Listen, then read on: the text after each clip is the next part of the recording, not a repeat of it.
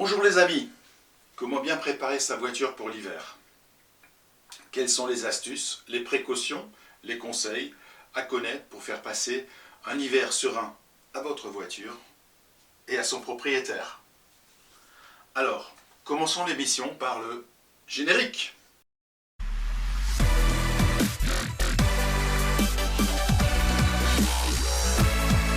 Vous voulez le meilleur? Vous avez bien raison et vous êtes au bon endroit. Je vous aide à avoir une voiture impeccable, à oser utiliser les bons produits et la bonne méthode et garder une voiture qui brille comme au premier jour. Tout ça, eh bien oui, parce que c'est à votre portée. Alors, avant ça, abonnez-vous à cette chaîne, activez la cloche, c'est gratuit. Vous allez recevoir des conseils simples, précis, efficaces et à faire maintenant. Pourquoi traiter ce sujet alors qu'on vient à peine d'entrer dans la saison automnale? Eh bien parce que l'anticipation vous permettra de planifier et organiser tout ce que vous voulez faire et ne pas être pris de court dès les premiers flocons de neige ou les premières gelées. Il a neigé cette semaine sur les sommets vosgiens. Alors commençons par les pneumatiques. Pneus neige ou pas? La loi dite montagne a publié la liste des départements concernés. Au total, les pneus hiver deviennent obligatoires dans 48 des 101 départements français. Ils sont situés dans les massifs montagneux, à savoir les Alpes, la Corse, le massif central, le massif jurassien, les Pyrénées et le massif vosgien. Toutefois, comme rien n'est simple dans l'Hexagone, au sein de ces 48 départements, les préfets ont établi une liste précise des communes et routes concernées, en accord avec les élus locaux. Si certains départements très montagneux, on pense à la Haute-Savoie, qui ont généralisé l'obligation, d'autres ont limité à une partie de leur territoire. Heureusement, le ministère de l'Intérieur a prévu une signalisation routière pour indiquer aux automobilistes s'ils entrent dans une zone où les pneus hiver sont imposés. Cette signalisation a été détaillée dans un arrêté publié au journal officiel le 10 juillet 2021. Depuis l'automne dernier, les conducteurs vont donc voir pousser ces nouveaux affichages, les panneaux B58 qui est l'entrée dans la zone d'obligation d'équipement en période hivernale et le panneau B59 qui est la sortie de zone d'obligation d'équipement en période hivernale. Sur ces panneaux, on voit une montagne qui symbolise le type de zone, un pneu hiver avec le marquage alpin et une valise contenant des chaînes. Une cartouche en dessous rappellera les dates d'obligation, à savoir du 1er novembre au 31 mars de l'année suivante. Dans les départements qui ont généralisé la règle, une autre cartouche pourra indiquer sur l'ensemble du département et ce panneau sera donc installé à l'entrée du département et ne sera pas nécessairement répété à l'intérieur. S'il faut avoir dans la zone au moins des pneus hiver ou des chaînes sur certains axes, l'utilisation des chaînes pourra être imposée. À ce moment-là, un panneau chaîne à neige obligatoire sera ainsi ajouté. Si vous optez pour des chaînes, je vous conseille de faire l'exercice de montage tous les ans, en début de saison, c'est-à-dire dans votre garage ou à l'extérieur, si vous n'avez pas de garage, avec des températures qui sont encore agréables comme actuellement, et ne pas attendre d'être devant le panneau avec des températures négatives la nuit ou avec des conditions neigeuses. Je vous propose de regarder ma vidéo sur le sujet, je vous mettrai le lien sous cette vidéo. Cette mesure s'accompagne de panneaux inédits, comme je viens de le dire, en début et en fin de zone, où les équipements seront donc obligatoires.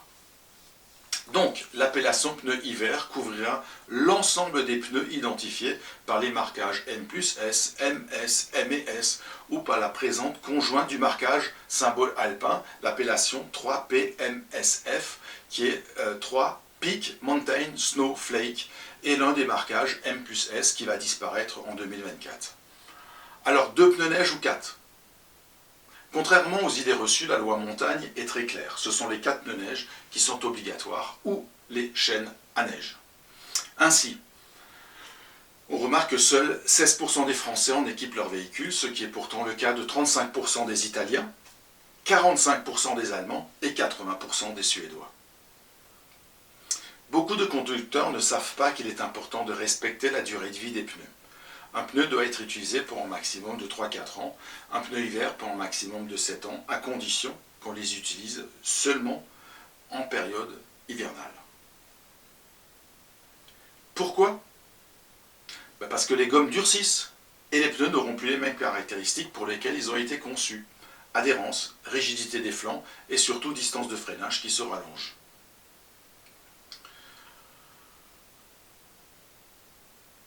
Enfin, respecter la pression de gonflage qui dépend de la charge du véhicule, des conditions de circulation, c'est-à-dire route, autoroute, et des types de pneus. Les pneus hiver peuvent avoir des pressions différentes que les pneus été, d'autant plus que les dimensions peuvent varier et cela dépend aussi des marques de pneumatiques. Les indices de vitesse du pneu peuvent également varier, donc il faut adapter sa vitesse au pneumatique. Si votre pneu a par exemple une limitation à 190 km/h et que vous avez le pied lourd sur la pédale pour une utilisation prolongée à 230 km/h, sur circuit bien entendu, vous prenez le risque de dégrader l'état de vos pneumatiques et ainsi de les faire éclater.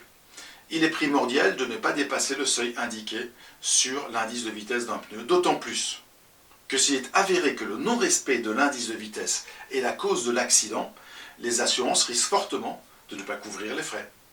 La prise en compte de l'indice de vitesse est donc un élément moteur majeur à considérer lors de l'achat de vos pneus et plus l'indice va augmenter, plus les prix vont être majorés.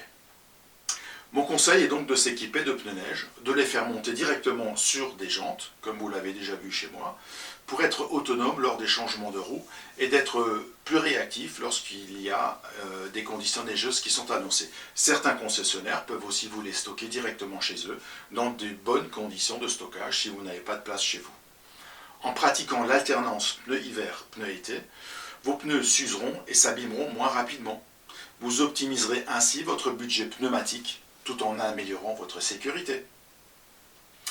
Même si les pneus classiques sont dits adaptés toute saison, ils sont tout de même peu efficaces en hiver. La température ambiante, le revêtement de sol ainsi que le manque d'adhérence font que votre voiture nécessite l'efficacité d'un pneu neige pour rouler en toute sécurité. En effet, la gomme d'un pneu été durcit une fois que la température descend sous les 7 degrés. C'est déjà le cas actuellement, le matin, occasionnant alors une perte d'adhérence considérable. Et pourtant, ce manque d'adhérence de pneus peut multiplier la distance de freinage par 5, voire par 8. En fonction du revêtement de la route, il est évident que sur la neige, la glace, sur sol mouillé, un pneu n'aura jamais la même adhérence que sur route sèche et température au-dessus de 7 degrés. Ce n'est pas un hasard si le conducteur de ces régions que j'ai évoquées tout à l'heure s'équipe de pneumatiques dès le mois de novembre et sans se poser trop de questions. Dernier conseil, vérifiez régulièrement vos pneumatiques, c'est le seul contact avec la route. Donc lorsqu'on entretient régulièrement sa voiture, on commence toujours par les roues. Vous le savez maintenant pour ceux qui me suivent sur cette chaîne. Et lorsqu'on décontamine, on lave, on sèche, on en profite pour inspecter le flanc du pneu, la jante, le passage de roue et la bande de roulement. Même si cela est plus difficile et moins accessible que lorsque les roues sont démontées. Donc si vous avez les pneus sur jante, comme moi, l'inspection devient rigoureuse 2 fois par an, au montage, démontage. Vous pouvez regarder à ce sujet mon support de roue et l'entretien des jantes lors du changement. Un traitement céramique est alors plus simple sur roue démontée. Je vous mettrai le lien sous la vidéo. On vient de parler des distances de freinage. Un élément important, c'est le liquide de frein. Quand le liquide de frein est saturé en humidité, il faut tout simplement le remplacer. Les constructeurs préconisent en général de remplacer systématiquement le liquide de freinage au bout de 2 ans. Il peut durer plus longtemps, mais vous prenez toujours un risque. Alors, tant qu'on parle de liquide, parlons du liquide de refroidissement. À quoi sert-il?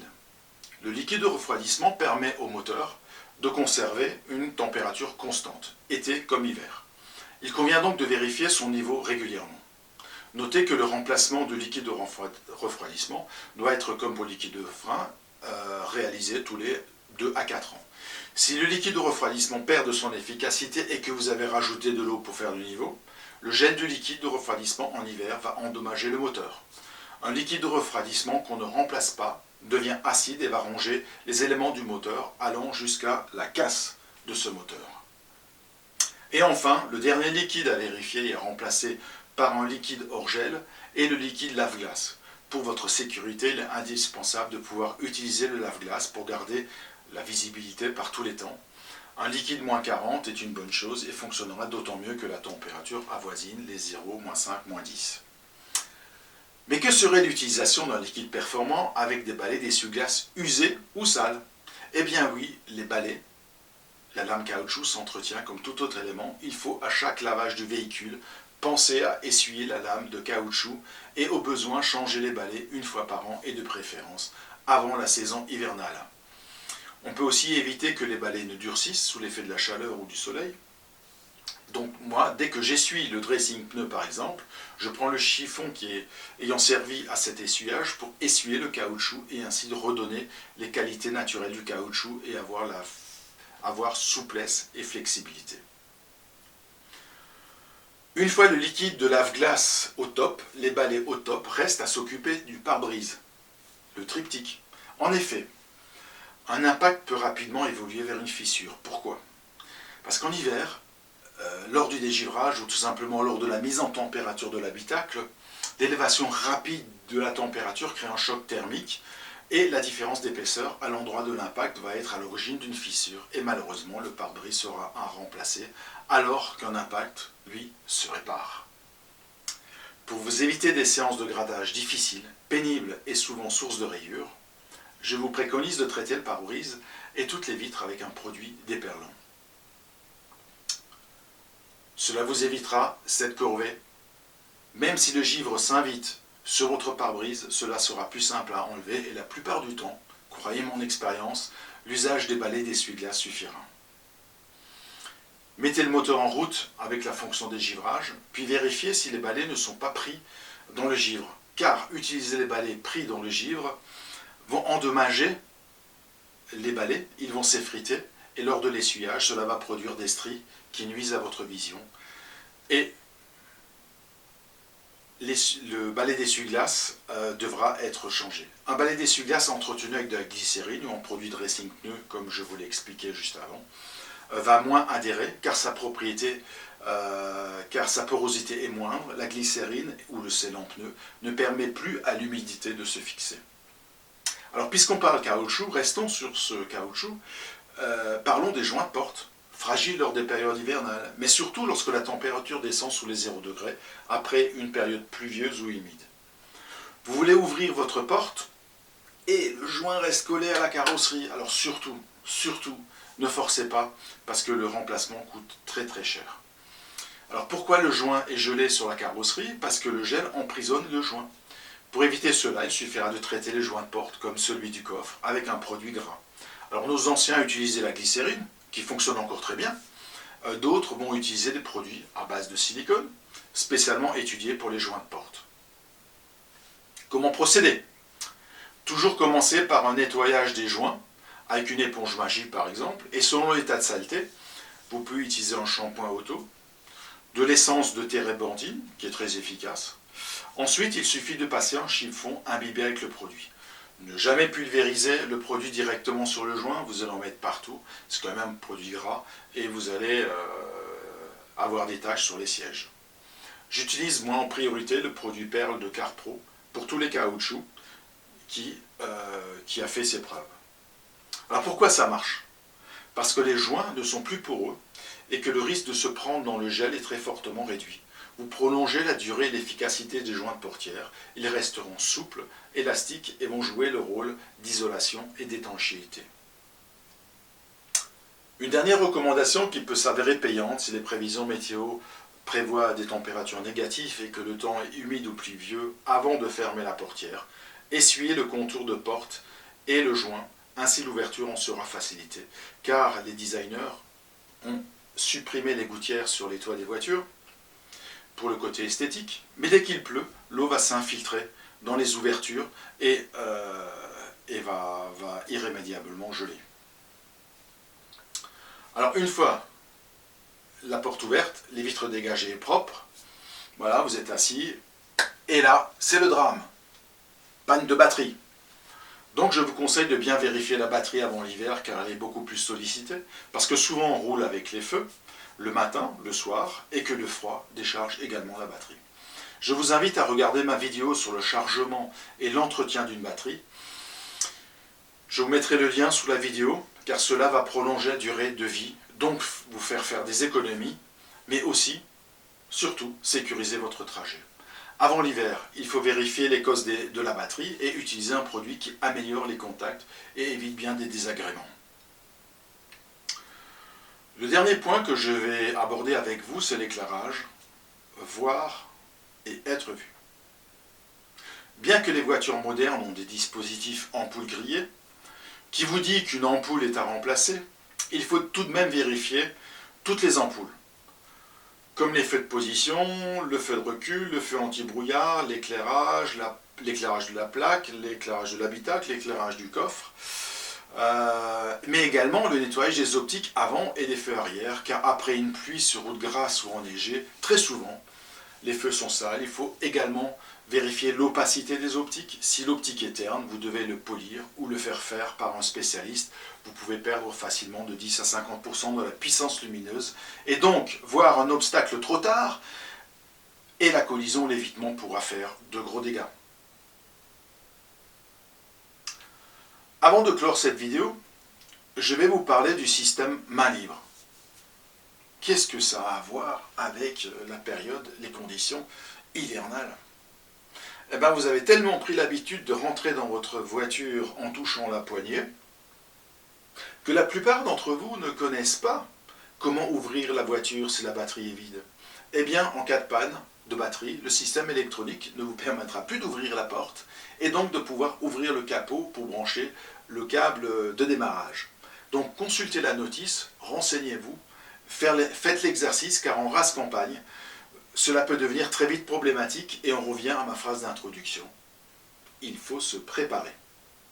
Il faut également de prévoir dans votre voiture pendant cette période hivernale un balai pour enlever la neige, un grattoir qui fonctionne, un câble de démarrage prévu pour votre voiture, c'est-à-dire prévu pour l'ampérage de votre batterie, une lampe de poche qui fonctionne. Parce que si vous utilisez la lampe torche de votre téléphone, il va se vider rapidement et garder votre batterie de téléphone en cas d'appel pour la dépanneuse. Une couverture ou une couverture de survie en cas de panne, ça peut vous sauver la vie. C'est ainsi, avec tous ces conseils, astuces, recommandations, que vous serez serein et que l'hiver sera une saison comme une autre. Profitez des paysages d'hiver, des paysages enneigés, du sport d'hiver et sans avoir à subir les conditions hivernales. Alors voilà, cette vidéo, cette émission est à présent terminée. Si cela vous a plu, n'oubliez pas, mettez un pouce, très important pour l'algorithme de YouTube. Et puis, portez-vous bien et à bientôt. Au revoir.